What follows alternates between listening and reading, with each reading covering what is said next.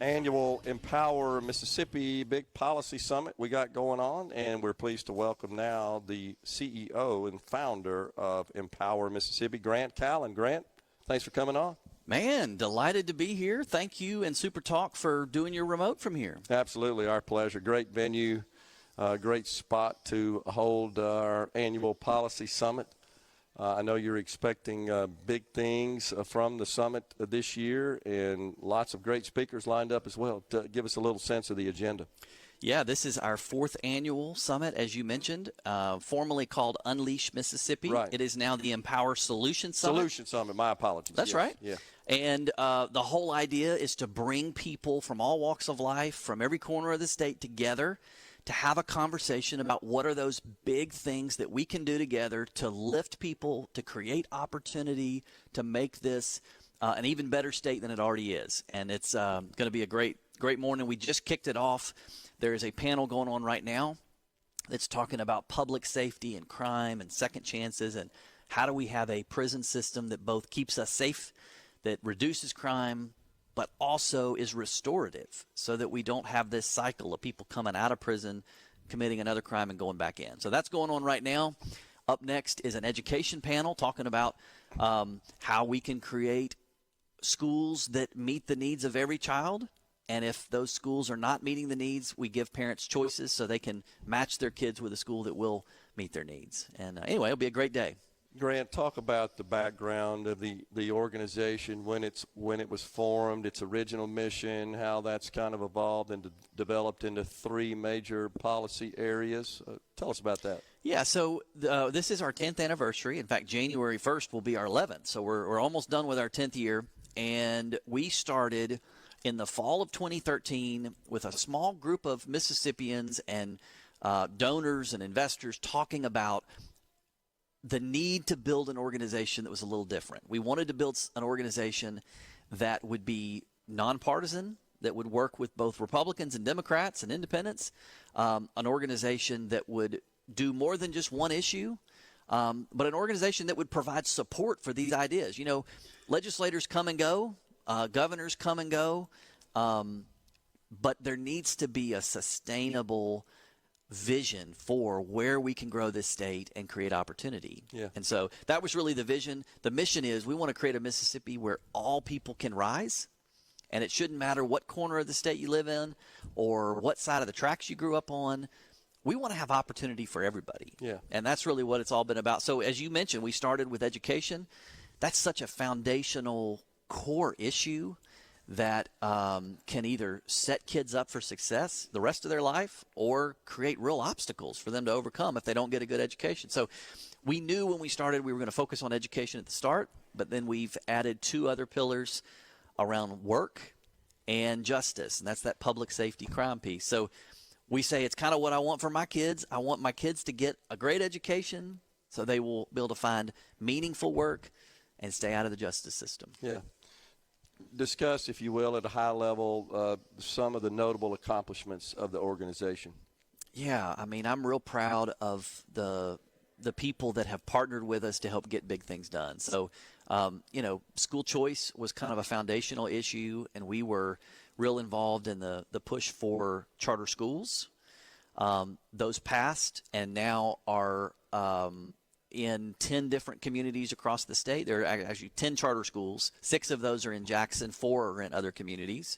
A few years after that, we helped lead the charge for a special needs ESA, which is kind of it's a choice vehicle to allow families with special needs to use public dollars to go to a private school. Mm-hmm. So that passed in 2015. Real proud of that.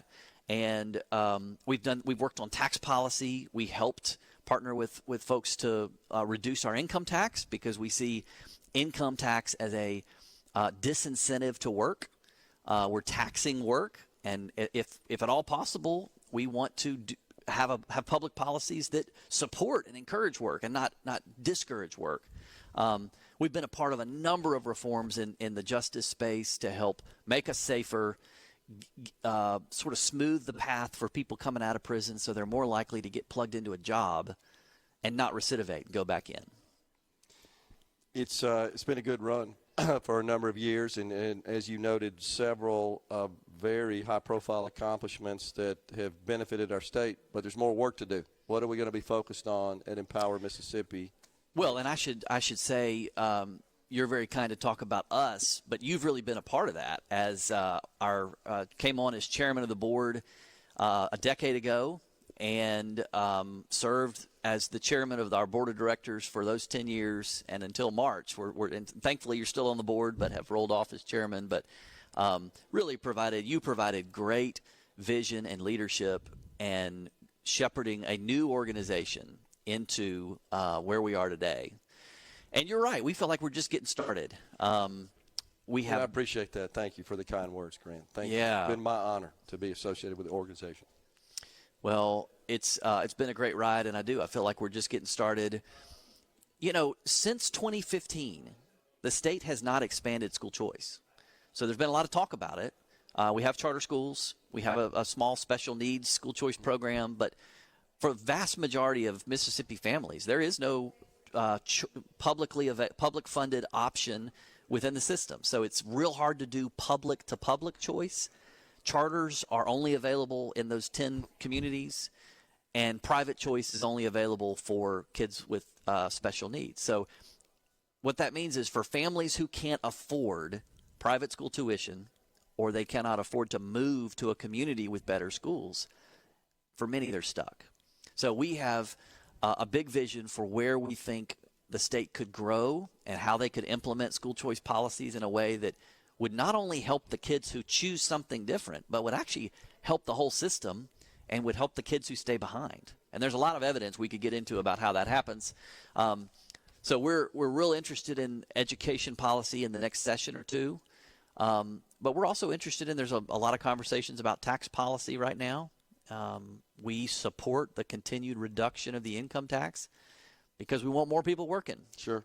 And we think getting to full elimination would be really important and put us at a competitive advantage against our surrounding states. It's interesting.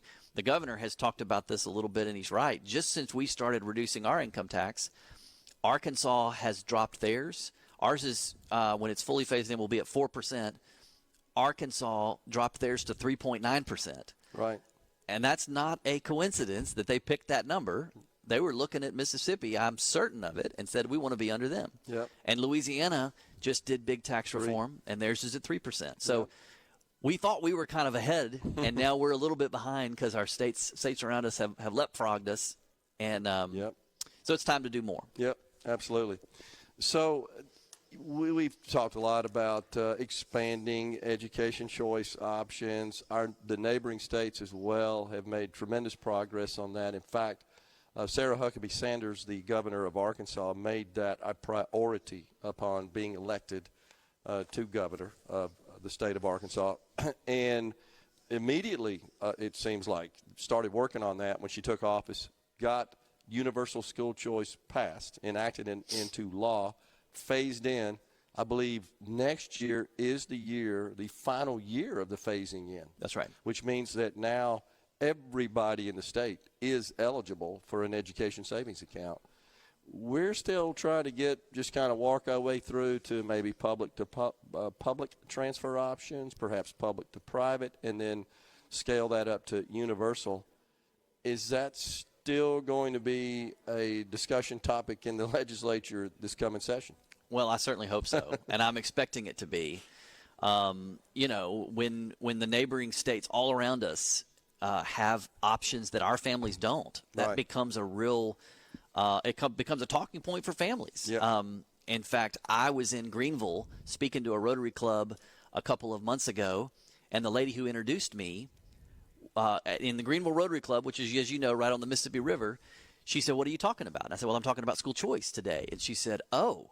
She said, "Well, I live in Arkansas, but I work in Greenville, but I will never live in Mississippi because in Arkansas, my kids are in a public school that's not the one we're zoned for.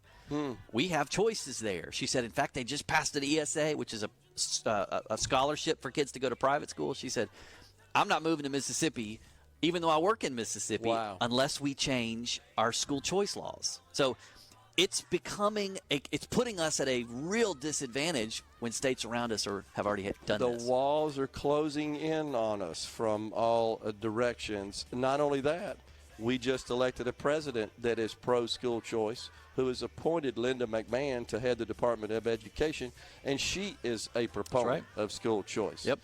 There's even discussion about federalizing that policy, which would put Mississippi sort of in a conundrum. Grant, congratulations on all the success under your leadership at Empower Mississippi. Let's have a great Solution Summit. We'll talk to you again. Thanks. Thank you.